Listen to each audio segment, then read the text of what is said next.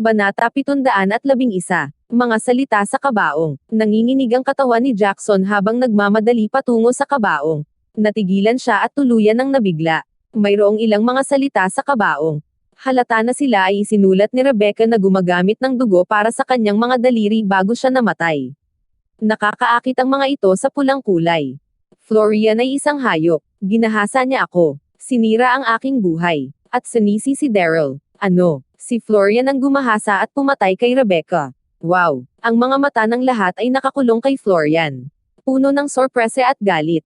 Florian. Kaya ikaw. Hindi na ito mapigilan ng Abba's mother Serendipity habang nakaturo kay Florian at sinaway. Halimaw ka. Ang katawan ni Abba's mother Serendipity ay umiling habang siya ay bulalas. Hindi siya dapat patawarin. Abba's mother Serendipity nais pumatay kay Florian.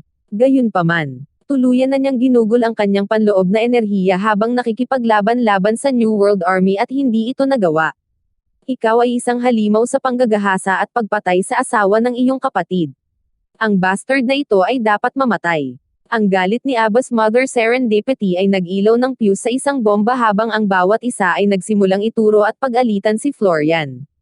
Lahat ng tao, lalo na ang mga pangunahing sekta, ay galit na galit.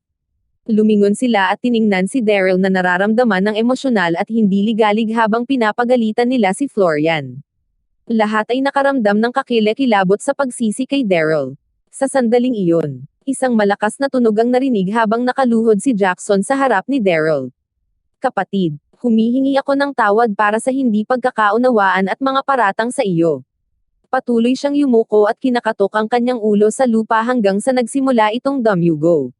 Kapatid, nagkamali ako. Ako ay nagkamali. Patuloy na lumuluha ang luha ni Jackson habang kumakalam ang kanyang puso. Labis ang pagkakasala niya habang ang lahat ay nalungkot para sa kanya. Bamaantong hininga si Daryl ngunit hindi siya makapagsalita dahil siya ay sobrang hina. Sa kabilang banda, tumayo si Master Reed, itinaas ang kanyang taybak, at itinuro kay Florian. Bastard, paano ka pa rin mabubuhay sa lahat ng mga kakilakilabot na bagay na nagawa mo?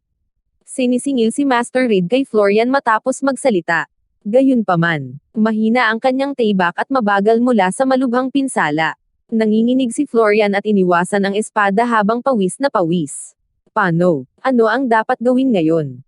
Hindi na inaasahan na isulat ni Rebecca ang mga salitang iyon sa kanyang dugo sa loob ng kabaong bago mamatay. Hindi niya rin inaasahan na Daryl may kakayahang kumuha ng kabaong sa kanyang mga kasanayan lamang. Nagpanik si Florian at tumingin kay Yumi para humingi ng tulong. Nag-alala rin si Yumi ngunit nang salubungin ng mga mata si Florian. Bigla siyang may ideya at kumurap kay Florian. Pagkatapos ay tinuro ni Yumi si Florian at sinimulang pag-alitan. Why you bastard? Paano ako nag-asawa ng tulad mo? Ano ang ginawa mo? Hindi ka karapat-dapat mabuhay. Habang nagsasalita siya, ang kanyang mukha ay puno ng kalungkutan at pagkabigo habang nagsasalita at umiiyak ng malakas. Alam ni Yumi na lahat ay aayawan kay Florian sa sandaling ang katotohanan ay wala na. Dapat niyang putulin ang relasyon sa kanya at iparamdam sa lahat na siya ay inosente. Iyon lamang ang paraan para manatili siya sa pamilyang Darby. Sa sandaling iniwan ni Florian ang pamilya. Siya ang magiging may kontrol sa pamilya. Sumugod si Yumi patungo sa katawan ni Rebecca at nagkunwaring umiyak nang nasa isipan iyon. Ate. Pasensya na ate. Nag-asawa ako ng isang bastardo nang hindi ko nalalaman na ikaw ay nilabag. Malungkot na sigaw ni Yumi. Haha, sa sandaling iyon. Tumawa ng malakas si Florian habang nakatingin sa paligid at kumikilos ng kakatwa. Oo, ako ang gumahasa kay Rebecca at inilibing siya sa lupa. Alam ni Florian na wala ang katotohanan. Kaya't sinubukan niyang gawin ang lahat ng responsibilidad. Ang mga mata ni Florian ay mukhang masama habang nagpatuloy. Isang pagkakamali. Nagkamali ako. Paano ko malalaman na magbubuntis siya? Kung hindi ko siya papatayin.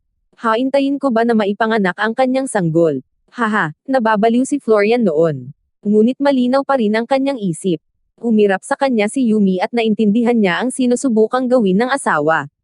Sa totoo lang, mas madali kung gagampanan niya ang lahat ng responsibilidad sa katotohanan sa halip na aidawit silang dalawa.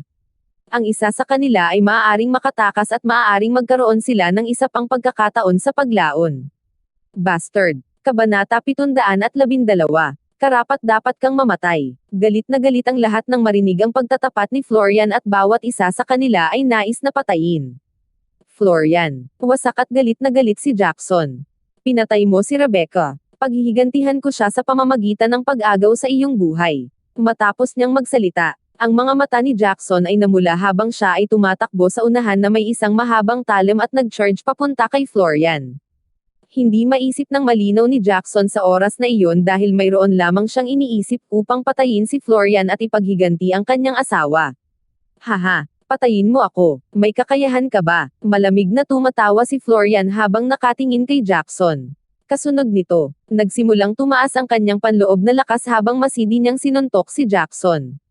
Bang! Naglalaman lamang ang suntok ni Florian ng halos 80% ng kanyang lakas. Ngunit naririnig na sumigaw si Jackson habang lumilipad siya ng halos 12 ng mga paa ang layo bago bumaba ng malakas sa lupa. Matapos malinang ang misteryosong makadiyos na banal na kasulatan. Ang mga kapangyarihan ni Florian ay malaki ang pagtaas at na-upgrade sa level 1 martial marquee. Bukod doon, si Florian ay nanunood lamang mula sa tagiliran ng ang lahat ng mga sekta ay abala sa pakikipag-away laban sa New World Army kanina. Hindi siya nasugatan o nagamit man niya ang anuman sa kanyang panloob na enerhiya. Ang Master General Jackson ay walang duda na walang laban para kay Florian. Paano maglakas loob labanan ang bastard na ito? Galit na galit ang lahat nang makita si Jackson na natalo. Ang mga alagad ng sekta ng MA ay nakikinig sa aking mga utos. Inaatake at pinapatay si Florian. Malamig ang mukha ni Abbas Mother Serendipity. Bagaman naubos niya ang kanyang enerhiya. Marami pa ring mga miyembro ng MA sect na nakatayo pa rin sa gitna niya. Ang mga alagad ng sektang Shaolin ay nakikinig sa aking mga order. Ang mga alagad ng sekta ng Wudang ay nakikinig sa aking mga utos. Agad na pinatay si Florian. Ginamit din ni Master Reed at Master Leonard ang lahat ng kanilang panloob na enerhiya sa oras na iyon. Pareho silang hindi nakipaglaban, ngunit pareho silang nagbigay ng mando ng pagpatay. Kaagad, halos 100 mga pangunahing miyembro ng sekta ang nagtaas ng kanilang sandata at nagsingil patungo Florian. Haha, si Florian ay hindi nag-alala kahit na napapaligiran siya ng masa. Nagbigay siya ng isang masamang ngiti. Abbas Mother Serendipity at Master Leonard. Sa palagay ko hindi mo ako kayang patayin ngayon sa sobrang pagod. Nais mo ba akong patayin kasama ang mga alagad na ito? Dapat nangangarap ka, bang, habang nagsasalita siya. Sinimula ni Florian ang pagtipon ng kanyang panloob na enerhiya at isang may kantab na itim na anino ang makikita sa hangin na nakapalibot sa kanya. Sa susunod na segundo, lumitaw ang isang malaking nilalang sa tabi ni Florian. Ito ay isang higanteng itim na leopardo na gawa sa panloob na enerhiya. Masama ang mga mata nito habang ang katawan nito ay napapaligiran ng itim na hangin. Ginamit ni Florian ang kanyang espesyal na pamamaraan mula sa Mysterious Godly Script. Ang unang antas ng misteryo Diyos na banal na kasulatan ay maaaring makagawa ng iba't ibang mga marka ng mga masasamang hayop. Sa paglipas ng panahon, ang kapangyarihan ni Florian ay tumaas ng labis at perpekto niyang pinagkadalubhasaan ang antas na iyon. Siya ay walang takot sa anumang antas ng 3 o antas 4 na martial marquee na may misteryo maka-Diyos na banal na kasulatan na sinamahan ng kanyang paglilinang sa antas ng martial marquee. Umungal. Ang itim na leopardo ay umuungal habang sinisingil laban sa karamihan ng tao sa ilalim ng utos ni Florian. Ang mga sumisigaw na tinig ay naririnig sa mga alagad ng sekta habang lahat sila ay nagsisimulang sumigaw sa sakit at nahulog sa isang pool ng dugo. Florian. Bastardo ka. Galit na galit ang lahat nang makita ang nangyari. Si Florian ay natawa lamang ng malamig sa oras na iyon habang siya ay tumatalon at tumalon sa likod ng itim na leopardo. Lahat. Kailangan kong patawarin ang aking sarili sa ngayon. Kita na lang kita. Sumakay siya sa itim na leopardo at aalis na sana. Gayunpaman, sa kanyang pag-alis ay hindi inaasahan niyang umabot upang kunin ang parehong Monica at Yvonne. Sina Yvonne at Monica ay hindi inaasahan na sasalakayin ni Florian ang dalawa sa kanilang hiyawan. Hinawakan ng kaliwang kamay ni Florian si Monica habang ang kanyang kanan sinunggaban si Yvonne bago umalis. Bastard! Pakawalan mo sila. Nakakatawa. Nakakatawa ito. Pinagalitan ng lahat at nais na sumugod. Gayunpaman, ang kanilang panloob na enerhiya ay hindi nakuhang muli at hindi sila magiging mabilis upang habulin si Florian. Yvonne, Occult Mistress. Nagpumilit si Daryl na tumayo at pigilan siya. Ngunit ito talaga huli na. Dahil sa naipong stress. Dumilim ang paningin ni Daryl at maya-maya ay nahimati siya. Haha, paano walang magagandang ginang na makakasama ko sa aking mahabang paglalakbay?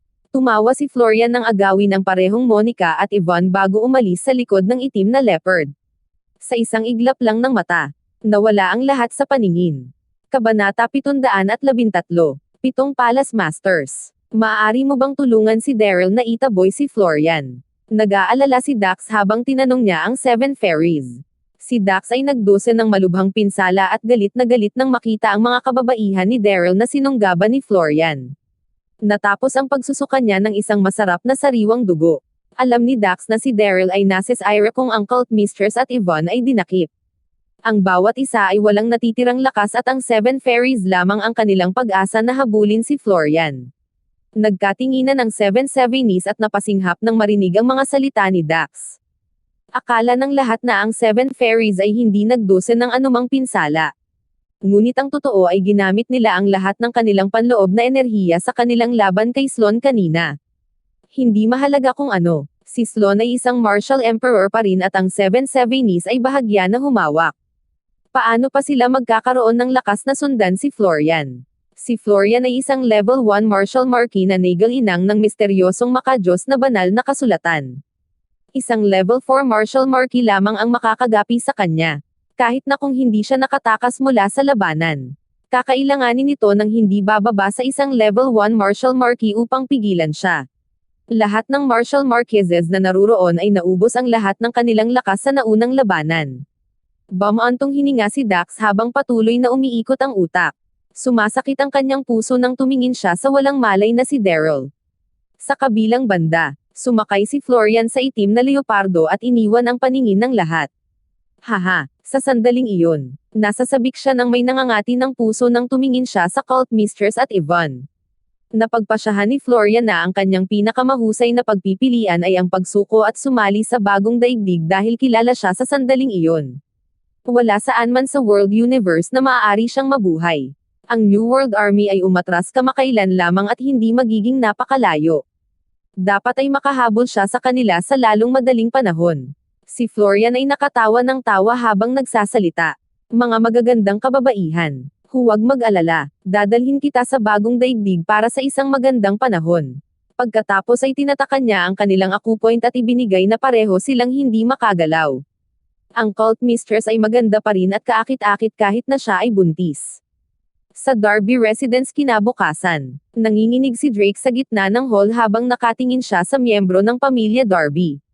Ano ang sinabi mo? Ang gumahasa at pumatay sa asawa ni Jackson ay si Florian. Mas maaga nang ang pamilyang Darby ay nagpunta bilang pampatabi sa Wishang Star Tower.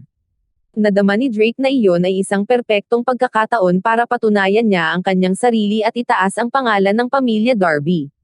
Sa sandaling nagawa niyang tulungan ang mga pangunahing sekta upang ipagtanggol ang Wishang Star Tower. Ang pamilya Darby ay maitatala sa kasaysayan bilang isang bayani ng World Universe. Naghihintay si Drake sa bahay para sa mabuting balita ngunit hindi inaasahan na makatanggap ng ganoong kakilakilabot na ulat sa halip. Ang miyembro ng pamilya Darby sa harap ni Drake ay tumanggo ng may kahirapan. Opo, sir. Ang bangkay ni Rebecca ay natuklasan ngayon lamang sa burol sa likuran ng Wishang Star Tower. Ipinagtapat ni Florian ang kanyang mga aksyon sa harap ng mga pangunahing sekta bago makatakas, namutla ang mukha ni Drake nang marinig iyon at nahulog ng ilang hakbang paatras bago pag-alitan. Bastard! Paano ako magkakaroon ng isang bastard na anak? Matapos niyang magmura, tumalikod si Drake at lumuhad sa harap ng dambana ng mga ninuno at sumigaw. Pare, nagkasala ako at nahihiya ako sa pagdala ng isang bastard sa pamilyang Darby. Pare, karapat-dapat akong mamatay para sa hindi pagpapataas ng maayos sa bastard. Emosyonal si Drake habang nagsasalita habang hinahampas ang sarili. Kabanata 714, sa kabilang dulo, sa isang malawak na dagat. Ilang daang malalaking barko ang tahimik na naglalayag. Ito ang barko ng New World Army na bumabalik sa bagong daigdig. Ang hukbo ay umabot sa 20,000 noong una silang dumating upang umatake sa World Universe. Ngunit may mas mababa sa 10,000 na natitira sa sandaling iyon. Dumanas sila ng isang matinding pagkawala. Sa isa sa mga boat na iyon, si Florian ay tahimik na nakatayo sa kubyerta na may lundo na hitsura. Si Florian ay naabutan ng mga barko ng New World Army matapos na umalis sa Wishang Star Tower. Nakilala niya ang babaeng Commander-in-Chief na si Sloan at ipinaliwanag ang kanyang pagsuko upang sumali sa New World. Una nang duda ni Sloan ang katapatan ni Florian tulad ng dati nang ginawa ni Daryl. Gayunpaman, naniwala siya sa kanya nang makita ang dalawang hostage na si Florian na dinala. Parehong mga hostage ay mga kababaihan ni Daryl, sina Yvonne at Monica. Ang pagkatalo ng New World ay dahil lahat kay Daryl. Lahat sila ay kinaiinisan hanggang sa mamatay si Daryl, anuman ang Commander-in-Chief na Sloan o ang New World Warriors. Tulad nito, hindi na siya nag-alinlangan sa kanyang katapatan nang makita ni Sloan na kinidnap ni Florian ang mga kababaihan ni Daryl. Bilang karagdagan, naramdaman ni Sloan na si Florian ay may talento sa pag-abot sa martial marquee sa isang murang edad kaya tinanggap niya siya. Bukod dito, malalaman ni Florian ang lahat tungkol sa kanilang lipunan dahil siya ay isang tao mula sa World Universe. Kailangan nila ng maraming tao tulad ng Florian. Sa sandaling iyon, tumayo si Florian sa deck at inilabas ang kanyang cellphone. Mabilis niyang nadial ang numero ni Yumi nang mapansin na humina ang signal. Hindi nagtagal ay nakakonekta ang tawag. Mahal, paano ang mga bagay na nangyayari sa iyong dulo? Nagduda ba sila sa iyo? Tanong agad ni Florian nang kumonekta ang tawag. Nag-aalala pa rin si Florian tungkol kay Yumi bagaman siya ang may kasalanan. Pinisil ni Yumi ang kanyang mga alis sa kabilang dulo ng linya at naiinip na sinabi. How dare you ask me? Ang buong isyu na ito ay dahil sa iyong pagkabuntis. Ang pagpapakasal sa isang tulad mo ay ang aking kasawian. Bamaantong hininga si Yumi at nagpatuloy. Ngayon lahat ng mga sekta ay umalis na kasama ang mga pamilyang iyon. Sa ngayon, hindi nila ako pinaghinalaan o hindi pinagkakatiwalaan. Buntong hininga. Bamaantong hininga si Florian nang marinig iyon. Mabuti naman. Kasama ako ngayon sa New World Army na patungo sa bagong daigdig. Pupunta ako upang dalhin ka sa sandaling nakapag-ayos na ako sa bagong daigdig. Maaari tayong mamuhay ng isang kahangahangang buhay sa bagong daigdig. Mahal, sino ang nakakaalam na maaari pa akong makakuha ng magandang posisyon dito? Sa oras na iyon, dadalhin kita rito at magtalaga ng ilang daang mga lingkod upang paglangkuran ka. Si Florian ay walang maganda kundi ang kanyang bibig na palaging pinipilit na kalugdan ang kanyang asawa. Sinong babae ang makakayanan ang kanyang kaibig-ibig? Bagaman alam niyang si Florian ay mabuti para sa wala at nagdulot lamang ng gulo sa lahat ng oras. Mahal pa rin siya ni Yumi ng buong puso at tunay na masaya sa sandaling iyon. Gayunpaman, binalaan niya siya. Florian, hayaan mo akong babalaan ka. Hindi mo mahawakan ang cult mistress at Yvonne na iyon. Dapat mong agad na matanggal ang iyong kaila-hilakbot na pagnanasa. Alam na alam din niya ang asawa niya na hindi niya mapigilan ang sarili kapag nakikita ang mga magagandang babae. Haha, ngumiti si Florian at sumagot. Huwag kang mag-alala, mahal. Paano ako magkakaroon ng damdamin para sa ibang mga kababaihan kung napakaganda mo? Darating ako sa bagong daigdig sa lalong madaling panahon at ang signal ay nagiging masama. Bye. Ikaw, gustong magsalita ni Yumi ngunit ang tawag ay naalis na. Kabanata 715. Sa kabilang banda, sa main altar ng Elysium Gate. Sa wakas ay nagkamalay si Daryl. Naramdaman niyang malapit na pumutok ang kanyang ulo nang imulat niya ang kanyang mga mata. Dati, ginamit niya ang huling solong piraso ng kanyang panloob na enerhiya kapag nakikipaglaban-laban sa New World Army habang ang kanyang katawan ay daan-daang mga sugat. Masyado lang siyang mahina, Sect Master. Kapatid Daryl, mahusay na sa wakas ay gising ka na. Sa oras na iyon, maraming tao ang nakapalibot sa kanya. Lahat sila ay miyembro ng Elysium Gate. Ang Dixon Quadruplets, Henry B. Generals, 10 Heaven Masters, at iba pa ay naruroon. Nabigla ang lahat ng nahimatay si Daryl kanina. Salamat sa Diyos. Nagising na ang Sect Master. Ginamit ni Daryl ang lahat ng kanyang lakas upang umupo sa kama at tumingin sa paligid. Sumubsob ang puso niya, wala sina Cult Mistress at Yvonne. Natatakot siyang agawin sila ni Florian at walang nagawang iligtas sila. Ang puso ni Daryl ay nasa sobrang sakit habang mahigpit na nakahawak sa kamao niya. Sect Master, ano ang pakiramdam mo? Ayos ba ang iyong katawan? Tanong ni Levin. Kinawayan ni Daryl ang kanyang mga kamay na nagpapahiwatig na siya ay mabuti. Grabe ang kanyang pakiramdam nang makita ang nasugatan na mga alagad ng Elysium Gate na may isa na mas masahol kaysa sa isa pa. Naramdaman ni Daryl ang kanyang pighati nang maisip niya ang higit sa 10,000 mga alagad ng Elysium Gate na namatay sa labanan. Zephyr, gawin mo kung paano ka nagkamali. Sa sandaling iyon, dahan-daang gumapang si Daryl mula sa kama. Nakatingin kay Zephyr, at pinagalitan. Nanginginig ang katawan ni Zephyr at agad lumuhod. Kapatid Daryl, si Daryl ay tumingin ng mahigpit sa kanya na may isang masakit na puso ngunit galit na galit pa rin. Nang hilingin ko sa iyo na palihiman mong palayain ang aking mga magulang noong nakaraang araw. Sinabi ko ba sa iyo na labanan laban sa 6 na sekta? Kung hindi ka nakipaglaban sa 6 na sekta, hindi kami may atake ng New World ng sorpresa. Hindi namin mawawala ang napakaraming mga disipulo at hindi rin ang iba pang mga sekta. Nagalit si Daryl. Muntik na kaming mawala sa Donghai City dahil sa iyo. Alam mo bang mali ang nagawa mo? Si Zephyr ay buong balot na parang mommy dahil sa daan-daang mga sugat sa buong katawan niya. Mapalad siyang buhay ngunit mahina talaga sa sandaling iyon. Sumasakit ang puso ni Daryl nang makita siya. Alam niyang nakipaglaban si Zephyr sa 6 na sekta upang mailigtas lamang ang kanyang mga magulang. Ang laban na iyon ang halos naging sanhi upang mawala sa kanila ang Donghai City. Ayaw niyang parusahan si Zephyr. Ngunit kailangan niya. Sect Master. Alam kong mali ako, maaari mo akong parusahan. Alam ni Zephyr na nakagawa siya ng isang malaking pagkakamali. Ngunit hindi niya ito pinagsisisihan. Sa anumang paraan hindi ako magreklamo. Sabi ni Zephyr habang nakaluhod pa rin. Isinakripisyo ni Daryl ang kanyang mga magulang upang may save ang kanilang lipunan. Paano siya bilang kanyang nasasakupang hindi kumilos? Mabuti. Huminga ng malalim si Daryl at malinaw na sinabi. Ang parusa ay magiging 100 hampas ng tungkod. Ano? 100 stroke ng tungkod. Agad na nagulat sina Henry B. General at Nimbus. Si Zephyr ay nagtamo ng hindi mabilang na mga pinsala ng matapang nitong nakikipaglaban-laban sa New World Army kanina. Mapalad na siya ay nabubuhay pa. Ngunit ang 100 mga pag-stroke ng tungkod ay maaaring maging sanhi upang mawala sa kanyang buhay si Zephyr. Sa sumunod na segundo, lahat ay lumuhod ng magkasabay at humingi ng kapatawaran.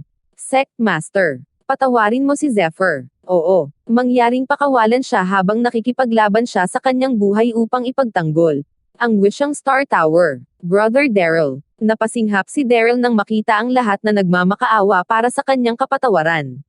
Matapos ang kalahating minuto ng katahimikan, binuka niya ang kanyang bibig at sinabing, Zephyr, ang pagkakamaling nagawa mo ay malaki. Ngunit pinaglaban mo ang lahat upang ipagtanggol ang Donghai City. Pagpapagaan ko ang iyong pangungusap sa 20 mga palo ng tubo sa halip na 100. Kinawayan ni Daryl ang kamay niya. Dalhin mo siya palayo. Habang nagsasalita siya, dumating ang 2 alagad ng Elysium Gate at dinala si Zephyr.